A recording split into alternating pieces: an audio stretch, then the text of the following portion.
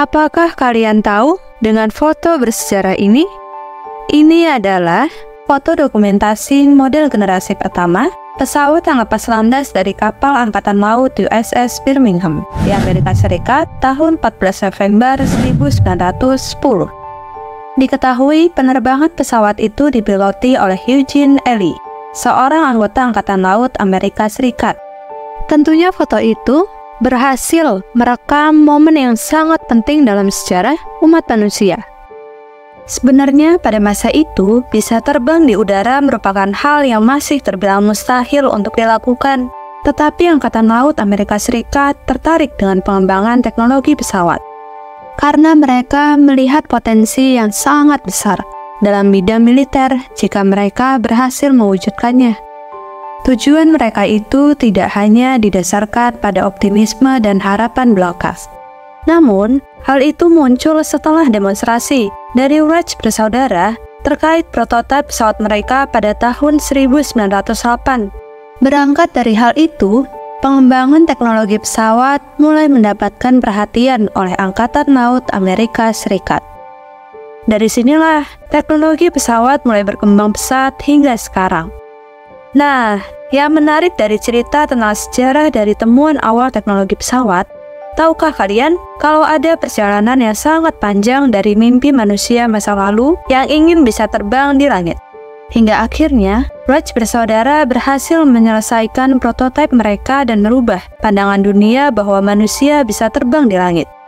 Terwujudnya hal yang terbilang mustahil ini tidak hanya dari kontribusi Wright bersaudara semata, tetapi banyak nama dari tokoh-tokoh terkenal seperti Leonardo da Vinci yang menyumbangkan mimpi dan pikirannya dalam melahirkan teori dan penemuan yang nantinya menjadi landasan oleh Wright bersaudara dalam membuat model pesawat. Bahkan, ada nama seorang insinyur muslim dalam laporan bergambar Leonardo da Vinci, di mana temuannya tidak kalah penting dalam terciptanya pesawat hari ini. Kalau kalian ingin tahu siapa nama insinyur muslim itu, tonton video ini sampai selesai ya, karena nanti di bagian akhir kita akan membahasnya bersama-sama. Oh ya, untuk kalian yang belum menjadi investor di channel ini, kalian bisa join nih dengan menekan tombol subscribe. Oke, langsung ke pembahasannya. Jadi, gini ceritanya. Oke, pembahasan pertama kita mulai dari 100 tahun sebelum Wright bersaudara berhasil menyempurnakan prototipe pesawat mereka. Jika Wright bersaudara adalah orang yang berhasil membuat pesawat dengan pilot manusia, orang ini adalah ilmuwan pertama yang mencetuskan ide tentang pesawat yang dapat membawa manusia terbang di langit. Ia adalah Sir George Cail, atau biasa dipanggil Cail. Cail adalah seorang penemu dan ilmuwan dari Inggris yang lahir pada 27 Desember 1773. Dalam catatan sejarah penerbangan, ia dikenal sebagai Bapak Penerbangan. Karena pada tahun 1799, ia berhasil menetapkan konsep pesawat dengan sayap tetap dan sayap melengkung, di mana menggunakan sistem terpisah untuk pengangkatan, populasi, dan kontrol. Konsep yang ia buat inilah yang menjadi dasar pembuatan model pesawat di era modern sekarang. Selain itu, dia juga adalah seorang perintis studi dan perancang glider pertama di dunia. Untuk kalian yang belum tahu, glider adalah sebuah desain pesawat permulaan, di mana dalam proses penerbangannya memanfaatkan reaksi dinamis udara terhadap permukaan pengangkatnya dan tidak bergantung pada mesin. Penjelasan yang lebih sederhananya, glider seperti pesawat yang kita buat dengan melipat kertas. Walaupun sebentar, pesawat kertas itu bisa terbang di udara dengan cara kita melemparnya. Nah, seperti itu sistem dari glider ini. Cail berhasil menerbangkan pesawat glidernya pada tahun 1850-an.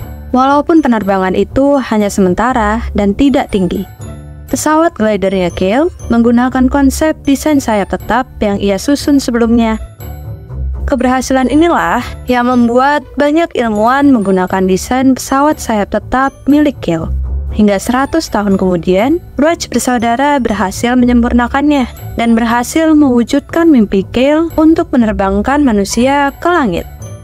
Jika Sir George Cail adalah seorang ilmuwan yang menemukan landasan desain dan teori tentang penerbangan pesawat, terdapat nama penemu terkenal lainnya, di mana ia yang berjasa dalam merangsang ketertarikan Wright bersaudara di masa kecil terhadap pesawat terbang, hingga memupuk mimpi mereka dalam menerbangkan manusia ke langit. Ia adalah Leonardo da Vinci. Sekarang kita beralih ke Da Vinci ya. Leonardo da Vinci sendiri hidup di era Renaissance, tepatnya 300 tahun sebelum Kay lahir.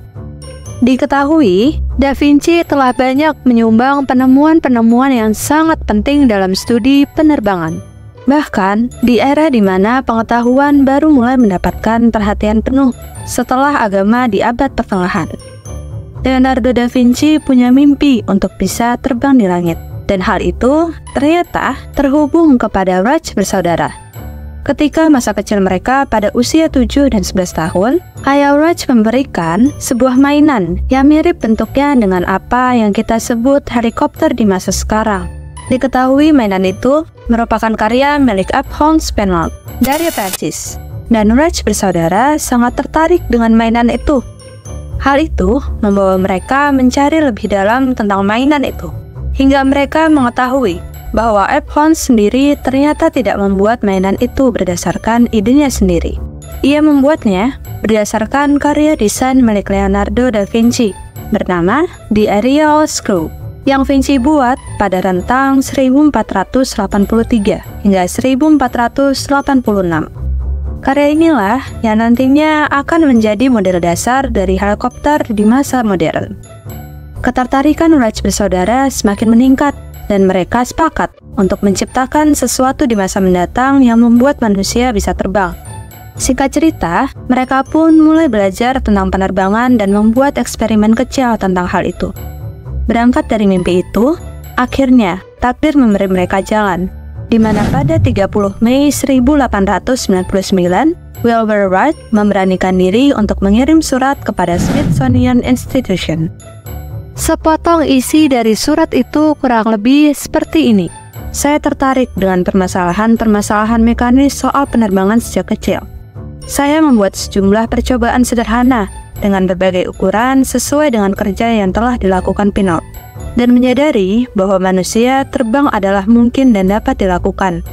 Saya percaya bahwa penerbangan sederhana mungkin dilakukan oleh manusia asalkan telah ada serangkaian percobaan dan investigasi besar dan independen untuk menghasilkan informasi, pengetahuan, dan keterampilan yang akhirnya akan mengarah pada penerbangan yang sempurna.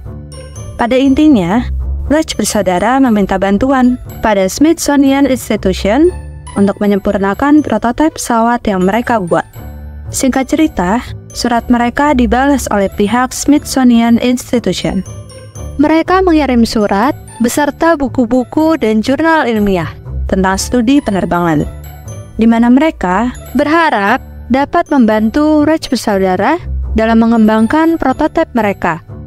Walaupun hal kecil, tetapi tidak bisa dipungkiri, bantuan itu membawa Wright bersaudara berhasil mewujudkan mimpi mereka pada tahun 1908. Oke, sekarang kita beralih lagi ke Leonardo da Vinci. Di dalam perkembangan keilmuan penerbangan, banyak hasil pemikiran dan temuannya menjadi landasan penting dalam studi penerbangan modern. Walaupun peninggalan Leonardo da Vinci banyak berupa sebuah gambar desain dan coretan-coretan tentang konsep penerbangan yang masih abstrak, di mana semua itu terkumpul menjadi dua arsip. Yang pertama, berjudul Codex on the Flight of Birds, yang disimpan di Biblioteca Real Turin, Italia. Yang kedua berjudul Codices of the Institut de France, yang disimpan di Paris, Prancis. Di antara semua hasil pemikiran dari Leonardo da Vinci, berikut yang menjadi sorotan pentingnya. 1. Desain kapal terbang flying ship, berbentuk sebuah kapal terbang kecil yang dilengkapi dengan sayap dan helm. 2. Struktur sayap, bentuk sayap kelelawar dengan rangka kayu dan ranting yang dibalut serat dengan ruas-ruas dan pelapisnya. Terbuat dari poros kayu dengan roda penggerak kayu di bagian depannya. 3. Sayap buatan, articulated wings, kemungkinan dibuat sekitar tahun 1496, sebuah sayap buatan dan detail pada sendi-sendi penghubung serta pegas yang dipasang pada konstruksinya, di mana bertujuan dibuat menyerupai sayap burung. 4. Parasut. Leonardo menerangkan bahwa dengan kain yang dibentuk piramid dengan panjang rusuk 12 yard atau sekitar 7 meter menyilang dan sama panjang, bila tetap dalam keadaan terbuka, dapat digunakan untuk melompat dari ketinggian berapapun tanpa resiko sama sekali. 5. Glider dengan maneuverable tips. Sayap glider ini yang merupakan tiruan dari sayap kelelawar dan burung-burung besar, dipasangkan di bagian terdalam terdekat dengan penerbangnya dan dapat bergerak bebas di bagian luarnya. Gambar ini berisi 3 sayap buatan yang digerakkan dengan sabuk yang diikatkan ke kaki dan badan si penerbang. 6. Anemometer. Terbuat dari rangka kayu bergerigi dengan bilah yang digerakkan oleh angin sehingga menunjukkan arah angin itu. Alat ini dirancang untuk mempelajari kondisi cuaca dengan tujuan menambah tingkat keamanan penerbangan. 7. Inclinometer. Alat ini digunakan untuk mengetahui posisi mesin terbang saat di udara, agar si mesin terbang mencapai posisi horizontal pada kondisi terbang tertentu. Bola kecil dalam tabung berbentuk lonceng harus berada tepat di tengah-tengah alat ini. Kaca lonceng ini adalah untuk mencegah angin agar tak mempengaruhi bola. 8. Skrup terbang. Aerial screw. Ini adalah salah satu gambar Leonardo yang terkenal, disebut sebagai nenek moyang helikopter.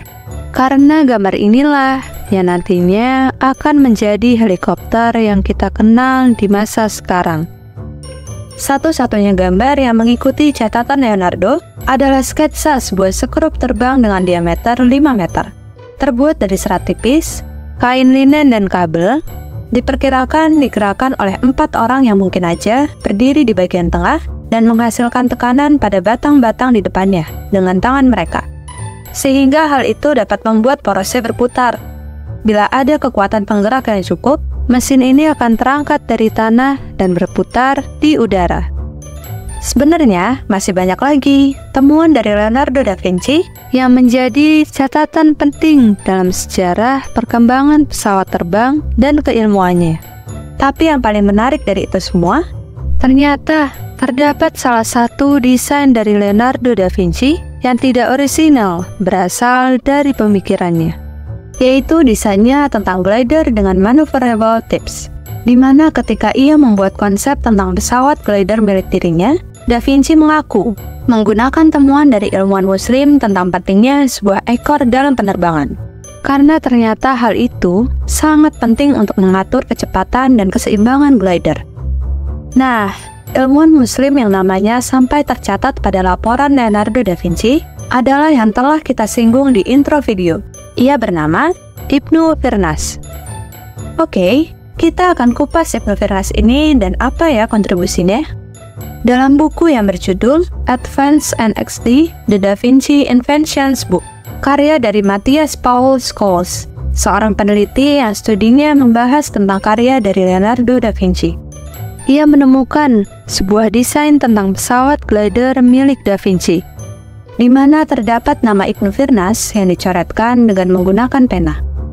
Setelah ditelusuri lebih lanjut, nama itu merujuk kepada seseorang yang bernama Abu Al-Qasim Abbas bin Firnas bin Wardus, di mana ia merupakan seorang penemu golongan muslim yang hidup pada abad ke-9, atau tepatnya mulai tahun 810 Masehi, di Ronda, Malaga, Spanyol. Diketahui Abu Al-Qasim ini, atau yang biasa disapa Ibnu Firnas, dikenal sebagai seorang muslim yang memiliki mimpi untuk bisa terbang di langit. Namun naasnya, mimpinya itu banyak yang menertawakannya dan tidak mendapat dukungan dari lingkungannya. Terkesan buruk, namun hal itu dapat terjadi jika melihat pada perkembangan pengetahuan umum pada abad ke-9. Bisa terbang di langit merupakan hal yang mustahil untuk dilakukan. Walaupun hidup pada masa yang tidak mendukung mimpinya, menurut artikel dari Ufuk Nekataski yang berjudul Mid-9th Century Polymath Abbas Ibnu Firnas, The First Human Flying Machine, bahwa lingkungan yang kurang mendukung tidak menurunkan ketertarikan dari Ibnu Firnas dalam dunia teknik. Diketahui Ibnu Firnas sejak kecil suka membedah mainan dan merakitnya kembali. Seakan jiwa sebagai seorang insinyur sejati telah ada sejak ia masih kecil. Semasa remaja, Ibnu Firnas banyak menghabiskan waktu di Emirat Cordova dan Baghdad, di mana tempat itu dikenal sebagai pusat perkembangan ilmu pengetahuan, budaya, dan sains Islam pada era kekhalifahan Umayyah. Mendapat kesempatan untuk belajar di lingkungan yang mendukung, kesempatan itu dimanfaatkan dengan baik oleh Ibnu Firnas. Ia belajar berbagai bidang keilmuan seperti ilmu kedokteran, fisika, hingga astrologi. Namun, ilmu tekniklah yang ia pelajari sangat mendalam dan membuat berbagai eksperimen. Karena dia ingin mewujudkan mimpinya yang sudah ia imajinasikan sejak kecil, yaitu bisa membawa manusia terbang ke langit. Setelah merasa cukup dengan ilmu yang dia punya, ia pun memutuskan untuk mewujudkan mimpinya. Walaupun sekali lagi, banyak yang menganggap mimpi dari Ibnu Firnas itu adalah hal yang mustahil. Mimpinya itu, ia mulai dengan merancang sebuah desain alat terbang, di mana ia mendesain sebuah sepasang sayap berbentuk simetris yang menyerupai sayap elang. Ia terinspirasi dari sayap burung elang yang menurutnya, karena hal itulah yang membuat burung elang bisa terbang. Ia membuatnya dengan menggunakan kain sutra pada kerangka tertentu dan dilapisi dengan bulu elang. Ketika hari percobaan alat terbangnya, ia mulai dengan berdiri di tempat yang tinggi sebagai tempat lepas landas. Kemudian, ia melompat dan meluncur ke bawah dengan mengepakkan tangannya seperti burung. Tak sempat bertahan lama di udara, ia jatuh tersungkur ke tanah. Singkat cerita, percobaannya gagal. Kegagalan itu tidak membuat Ibnu Firnas patah semangat. Ia pun mulai mendesain kembali alat untuk terbangnya sekali lagi. Diketahui, desain alat terbang dari Ibnu Firnas menggunakan konsep yang sama dengan sebelumnya. Namun, ia mengembangkannya dari yang sebelumnya ia adopsi dari sayap burung elang. Ia mulai mencoba untuk membuat dengan bentuk dari burung elang itu sendiri. Selain itu, ia tingkatkan pada penutup kain pada kerangka, sehingga hal itu dapat menahan angin ketika terjun ke bawah. Pembuatan dari model desain yang ia buat ternyata membutuhkan waktu yang lama. Hal itu selesai ketika Ibnu Firnas memasuki usia ke-65 tahun. Ia pun kembali melakukan percobaan di tempat tinggi, tepatnya di Gunung Al-Arus, Rusafa, Suriah. Berbeda dari percobaan sebelumnya, percobaan kali ini ditonton oleh banyak orang. Setelah persiapan selesai, ia pun berlari dan melompat dari tempat tinggi itu, dan keajaiban pun muncul. Ibnu Firnas terbang di udara. Penonton yang menyaksikannya pun ikut antusias. Usaha dan kerja kerasnya pun terbayar, dan mimpi Ibnu Firnas tercapai. Namun, kebahagiaan itu tidak berlangsung lama. Setelah Ibnu Firnas terbang selama 10 menit, ia pun mulai mencoba untuk mendarat. Namun, nasib buruk menimpanya. Pendaratan yang ia lakukan tidak berjalan mulus. Ia harus mengalami kecelakaan. Setelah itu, diketahui tulang punggungnya mengalami cedera serius yang membuatnya tidak bisa melanjutkan pengembangan dari alat terbangnya. Walaupun ia tidak bisa melakukan percobaannya lagi, Ibnu Firnas tidak patah semangat untuk terus mengembangkan alat terbangnya. Ia pun menyadari bahwa terjadinya pendaratan yang tidak mulus disebabkan karena tidak terjadi penurunan kecepatan dan ketidakseimbangan alat terbangnya ketika mendarat. Ia pun kembali belajar kepada burung elang. Ibnu Firnas menyadari kekurangan dari alatnya, di mana tidak adanya sebuah ekor pada alat terbangnya. Sebuah ekor pada burung elang memiliki fungsi yang sangat penting, di mana berfungsi sebagai pengendali keseimbangan ketika berbelok maupun mendarat. Selain itu, ekor juga berfungsi dalam mengatur kecepatan ketika mendarat maupun terbang. Walaupun sudah menemukan jawaban dari kekurangan alatnya, Ibnu Firnas tidak bisa kembali mengembangkan alat terbangnya. Ia pun memilih untuk menuliskan pengembangannya tentang alat terbang dan pentingnya sebuah ekor. Diketahui 12 tahun kemudian pada tahun 887 Masehi, tepatnya saat Ibnu Firnas berusia 77 tahun, Ibnu Firnas meninggal dunia. Ternyata cedera tulang punggungnya menjadi lebih parah hingga merenggut nyawanya. Setelah kematiannya, percobaan terbang dari Ibnu Firnas membuka pandangan banyak orang bahwa manusia ternyata bisa terbang. Catatan alat terbang yang ia tinggalkan telah banyak digunakan oleh ilmuwan lain sebagai landasan dalam membuat prototipe alat terbang. Diketahui, catatan milik Ibnu Firnas itu menjadi dasar terciptanya teori ornitopter, yaitu sebuah model alat terbang yang meniru seekor burung yang menitikberatkan kepada pentingnya sayap dan ekor, di mana nantinya dari catatan itu akan melahirkan konsep pesawat glider di kemudian hari, serta mesin terbang pada akhir abad ke-20. Catatan tentang teori Ibnu Firnas juga dibaca dan digunakan oleh Leonardo da Vinci dalam prototipe pesawat glider miliknya. Walaupun nama dari Ibnu Firnas berada pada laporan bergambar milik da Vinci, namun namanya mulai meredup seiring berganti zaman, sehingga pengakuan tentang teori ornitopter di mana penciptanya adalah Ibnu Firnas mulai terlupakan. Akan tetapi tidak bisa terpungkiri bahwa temuan dari teori ornitopter sangat penting, di mana di masa depan hal itu berkontribusi secara tidak langsung dalam perkembangan ilmu tentang penerbangan. Semangat dan mimpi dari Ibnu Firnas tersalurkan setiap zamannya, hingga akhirnya hal itu diwujudkan oleh Wright bersaudara pada tahun 1908 Masehi, di mana mereka berhasil mendemonstrasikan penerbangan pesawat prototipe milik mereka di Prancis. Gimana menurut kalian? Apa kalian punya pendapat lain? Coba dong kasih pendapat kalian di kolom komentar ya.